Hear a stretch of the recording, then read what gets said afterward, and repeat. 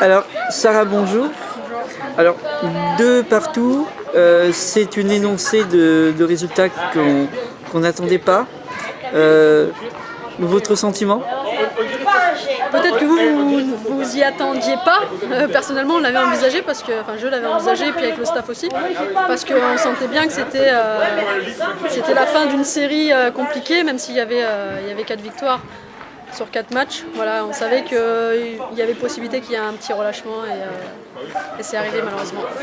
Alors, est-ce qu'en ce moment on a justement, comme vous dites, un petit relâchement, donc un Guingamp un petit peu moins fringant, ou un Metz qui finalement commence à se porter mieux, à monter en puissance, ou un peu des deux en fait, on a l'impression? Sincèrement, je parlerai surtout de mon équipe. Oui. C'est vraiment nous qui nous sommes mis en difficulté. On a l'occasion de mettre 2 voire 3 buts en première mi-temps, on ne le fait pas. Après on se rend le match difficile, on leur donne les 2 buts. Voilà. Et Metz, j'ai trouvé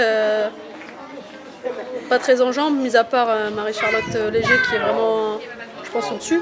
Après, c'est pas une équipe qui m'a impressionné et c'est même celle qui m'a le plus déçu depuis le début du championnat, donc c'est encore plus regrettable pour nous. Alors là, ce sont des mots qui sont durs en fait, surtout envers votre équipe. Bon, envers l'adversaire, mais bon, ça n'empêche pas de le respecter.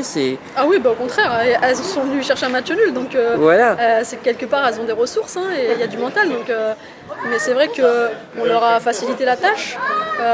Maintenant, je dirais pas trop de mal dans mon équipe non plus parce qu'elles ont fait quand même 4 matchs avec du beau jeu, des résultats. On peut penser qu'il y avait peut-être un peu de fatigue aujourd'hui, un peu de lassitude.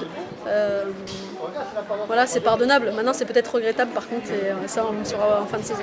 Oui, alors justement, après le repos, après la trêve, déplacement à Montpellier, puis recevoir Juvisy.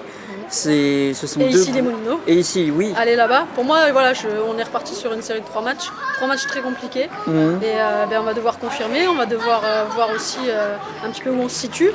Montpellier, ça reste un très très bon test. Et puis et après, à domicile, on est capable peut-être d'accrocher Juvisy, pourquoi pas. En tout cas, si on compare par rapport à la saison dernière, pour l'instant, c'est mieux. Donc c'est pour ça qu'il faut rester positif.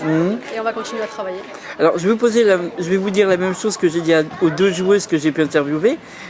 Avant, Guingamp, quand il faisait un match nul, on était content, c'était pas une contre-performance.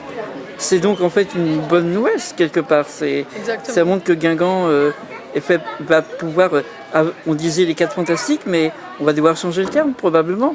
Après, c'est un petit peu prématuré de dire ça parce qu'on est à la 7e journée, mais notre objectif c'est ça, c'est d'aller bousculer un petit peu les 4 qui sont habituellement premiers.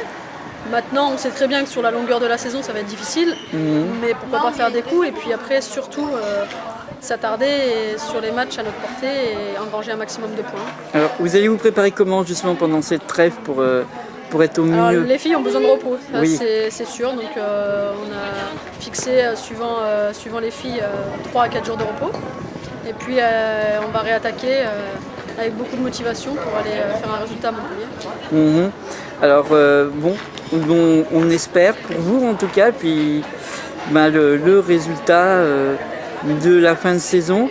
En tout cas, au moins, je tiens à dire que la franchise me fait dire que je comprends pourquoi Patrice Lair me disait quand j'avais dit que j'avais été de faire les matchs de Guingamp. Sarah, oui, c'est quelqu'un de bien. Et tout. On sent le caractère breton qui n'a pas peur de dire les choses. Ouais, je pense que c'est comme ça qu'on avance, il faut se dire les choses et c'est comme ça qu'on progresse. C'est pas la fin du monde, il y a eu un match nul, il faut garder ce qui est positif et puis il faut avancer et puis voilà, il y en aura d'autres et il y a pire dans la vie, pour relativiser. Peut-être mieux travailler l'attaque. On avait aussi Désiré Oparanosi qui n'était pas là. Voilà. Sur un match, on a réussi à s'en sortir à Soyaux. Sur Arras aussi, on marque sur 2 coups de pied arrêtés. Maintenant, c'est sûr que je pense qu'elle aurait peut-être pesé un petit peu plus aujourd'hui. Et c'est dommage qu'elle ne soit pas là. Maintenant, c'est comme ça. Il faut avancer. Très bien. Merci beaucoup. Merci à vous.